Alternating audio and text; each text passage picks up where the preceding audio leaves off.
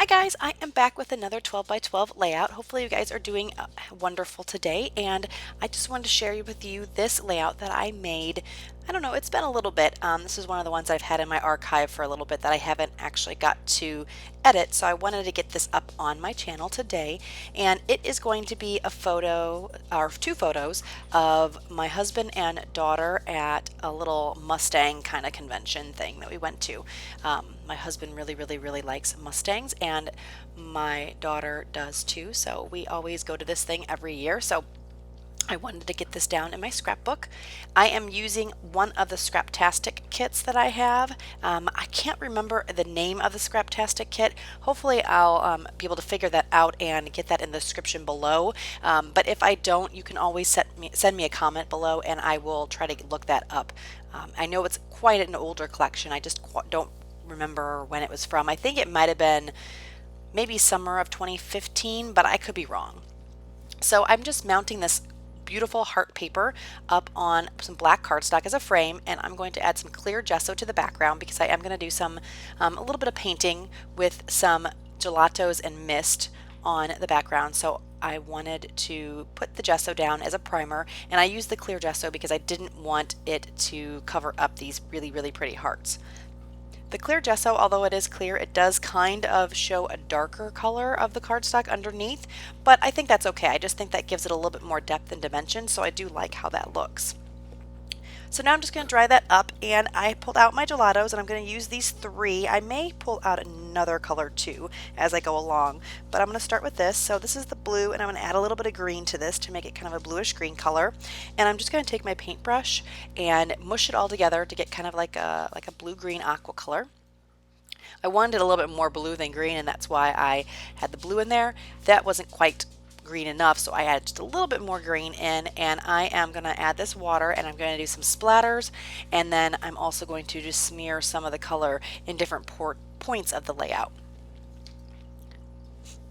And I really like these gelatos because you can use them a lot of different ways. Here I'm using them with that cellophane wrapper and just mixing them together. You can do them directly on the paper where you smear them on the paper. They're kind of like a crayon or like a lipstick. You can smear them on the paper and then smush them around that way. You can use your finger to smush them. I've also used where I have put it on the background and then use my finger with a little bit of water, and I like how that looks. I've also used a baby wipe.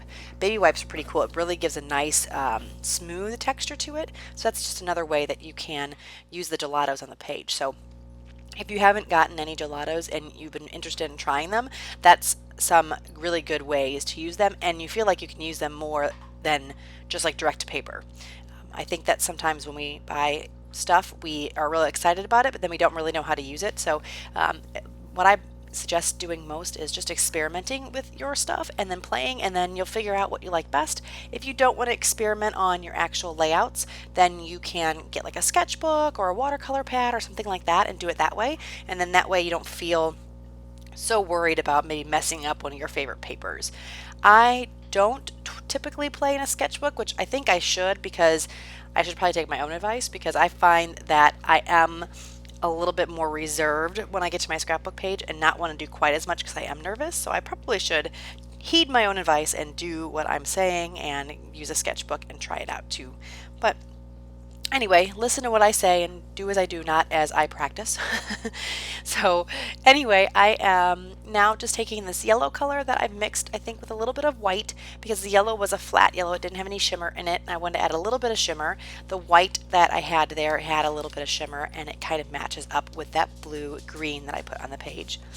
So now I am just smushing that down in a couple of different areas.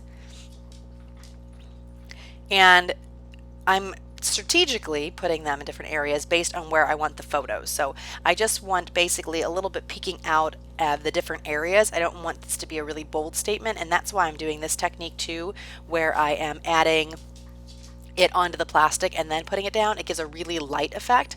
If you wanted a darker effect, then you could do it direct to paper and then smear it with either your finger or a baby wipe or your paintbrush, and it will give a much darker look to the background. So now I'm just taking the orange color and I am splattering it around, and I decided on the colors that I did based on the paper that I'm using. So I'm just taking the colors out of the paper and mimicking those with my gelato paints. So now I'm going to clean this up And I think I am done. I'm just going to dry it up and then I'm going to fast forward this so you don't have to watch me dry it. And now I'm ready to put my photos on. And I'm going to trim them down a little bit, and then I am going to mount them on that kind of dark charcoal blackish gray cardstock that I mounted the whole page on. And I'm going to mount them as all one big unit.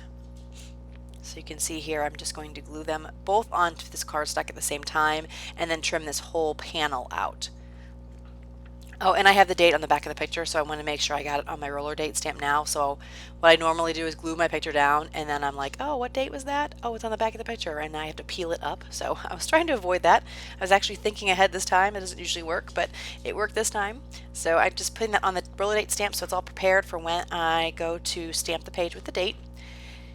And now I'm just trimming this out with my trimmer, and I will add to the page. And once I figure out the size of this, I'm going to then pull out some of that paper right there that has kind of that really kind of big diagonal kind of semi-chevron look to it, and I'm going to use this on the background. And so I'm going to cut a big chunk of it out, and then I'm going to cut it down the middle and kind of offset it just a little bit more than what it actually looks like on the paper. Oh, sorry, that was my dog banging his collar against my chair when he shook.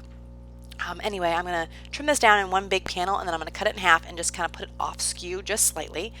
And you're going to see that here in a second. I didn't like how big of a just square it was, and I wanted a little bit more, I don't know, not dimension maybe, but just a little bit more haphazardness, I guess. So I'm just kind of taking them and skewing them a bit, and I just like that a lot better.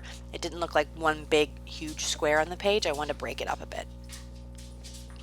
So now I'm just looking at this and deciding what else I want to do. I feel like I need something on either side of the left and right. So I'm looking through the paper and trying to figure out what else I can do. And I'm not sure if I'm going to do this now or I'm going to do it a little bit later, but I am going to add some more paper to the sides. Oh, I'm going to trim this down a little bit more. Oh, I want to make it a little bit taller. That's right. So I'm going to make these strips just a little bit taller so they take a little bit more space on the page. And then I am going to decide, once I glue everything down, a different piece of paper for the left and right, because I did feel like it looked a little naked on either side of the picture. So first I'm going to glue these down, and I kind of keep everything in place while I glue it down so I don't mess up the position of everything. And now that I'm happy with that, I'm going to glue this bigger chunk down here once I get everything straight.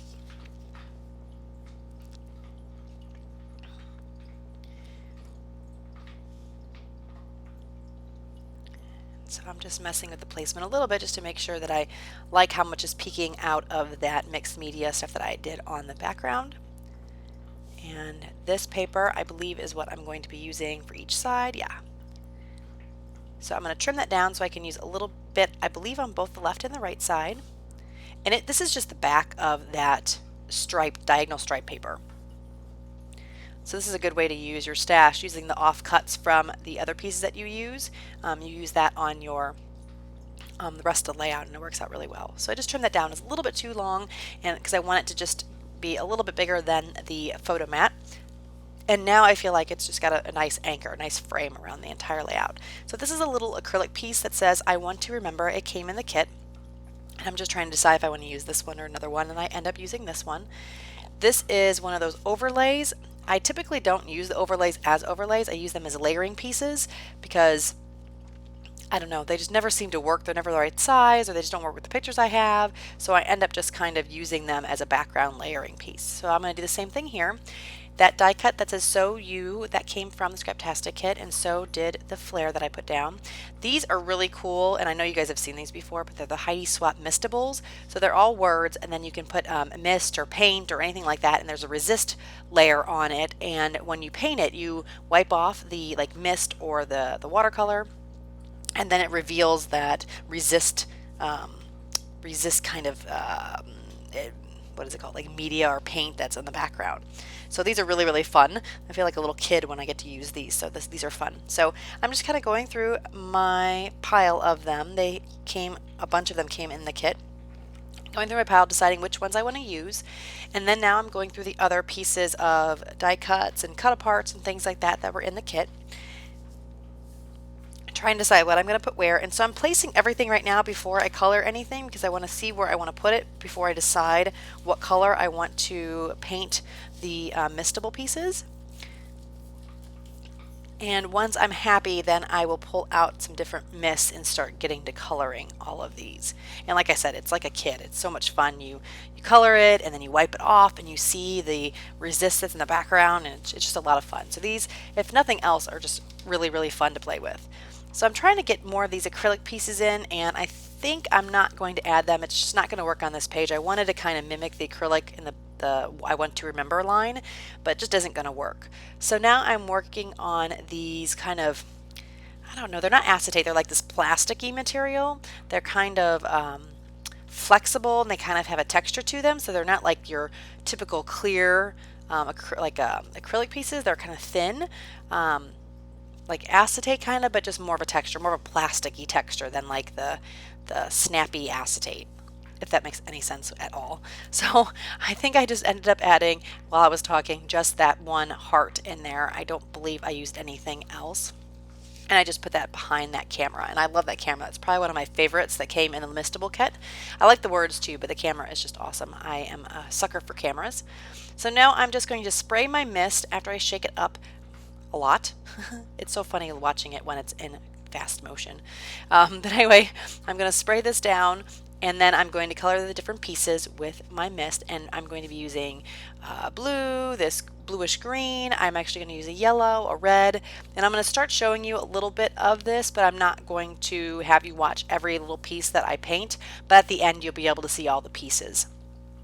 So I'm going to start with the little words, good times, and you'll kind of see how this looks. I'm just testing that out, making sure that was the right color, because I mixed the blue and the green together to get kind of a color that matched some of the pieces on the kit. So you can see how it's resisting. So all around the outside of the word, you see the color darker, and then where the resist is, it just gives a really lighter, almost not there appearance. So now everything has been misted up. You can see there I have different colors there, and I am now going to start gluing everything down. And while I'm doing that, I just want to thank you guys so much for joining me today. If you have any questions, leave them below. If you like the video, give me a thumbs up. If you have not subscribed, please do so. And I do have a Facebook page that I update with all of my upcoming videos and things like that. So if you're interested in that, I would love to see you over there. If you can like that page. I'm also on Instagram, and all the links for all that is below. Now back to the page. I'm just gluing everything down, and unfortunately I didn't get to show you this, like the close-ups where I normally show through the camera, moving the page around to see everything, because I had a problem with the format of the video.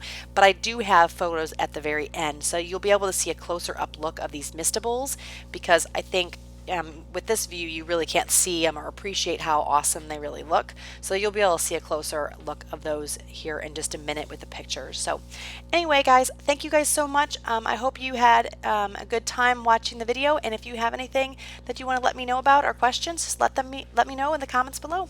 Thank you guys so much. Have a great day. Bye bye.